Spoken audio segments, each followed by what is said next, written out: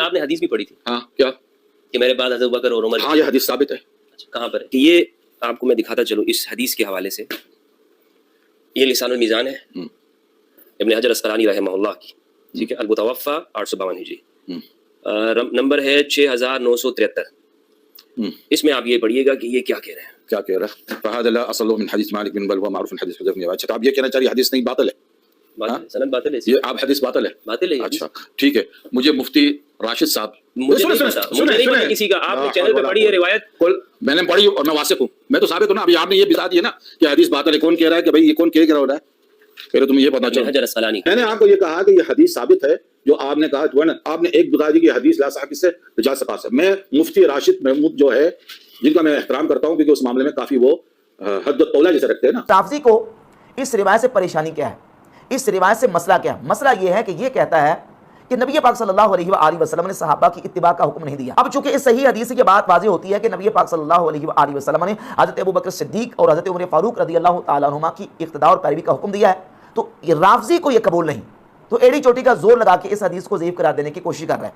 فاروق تجانی صاحب نے اسی مجلس کے اندر میرا نام لیا اور میرا تذکرہ کر کے انہوں نے اس والے سے کہا کہ وہ اس پر کلام کریں گے. تو اس سلسلہ میں میں اس حدیث کے حوالے سے مختصر سی گفتگو کرنا چاہتا ہوں کہ اس تقیہ باز رافضی نے کس طرح چلاکی کر کے اس روایت کو باطل اور بے اثر ثابت کرنے کی کوشش کی ہے. اب لسان المیزان کے اندر امام ابن حجر اسقلانی رحمۃ اللہ تعالی علیہ نے اس روایت پر کلام کیا تو اس روایت کی جو سند سیدنا عبداللہ ابن عمر رضی اللہ تعالی عنہما سے آتی ہے اس روایت پر کلام کرتے ہوئے حافظ ابن حجر اسقلانی نے اس روایت کے ایک راوی ہیں محمد بن عبداللہ بن عمر العمری، ان کا ترجمۃ الباب باندھ کے ان کے ترجمۃ الباب کے نیچے اس روایت کو ذکر کیا اور محمد بن عبداللہ بن عمر العمری کے اوپر گفتگو کی اور لکھا کہ ذکر العقیلی فقال لا يصح حدیثہ ولا يعرف بنقل الحدیث، کہ اس کی حدیث صحیح نہیں اور نقل حدیث میں یہ معروف بھی نہیں.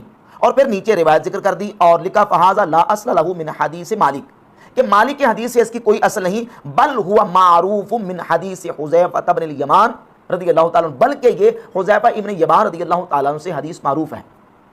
اب امام ابن حجر اسقلانی علیہ رحمہ اس کتاب کے اندر یہ بتانا چاہ رہے ہیں کہ محمد بن عبداللہ بن عمر العمری کی جو روایت مالک کے واسطے سے ہے اس روایت کی اصل نہیں. وہ یہ نہیں کہہ رہے کہ یہ سرے سے یہ روایت اس کی اصلی نہیں یا یہ روایت باطل ہے، یہ ہرگز نہیں ہے، بلکہ سیدنا حذیفہ ابن یمان رضی اللہ تعالیٰ عنہ سے صحیح سند کے ساتھ یہ روایت موجود ہے اور محدثین نے اس حدیث کو صحیح قرار دیا. میں چند حوالات آپ کے سامنے رکھتا ہوں. یہ امام ابن ماجہ کی سنن ابن ماجہ، اس میں 97 نمبر حدیث ہے. سیدنا حذیفہ ابن یمان رضی اللہ تعالیٰ عنہ سے کہ رسول اللہ صلی اللہ علیہ وآلہ وسلم نے فرمایا فاقتدوا باللذین من بعدی واشار الی ابی بکر و عمر رضی اللہ عنہما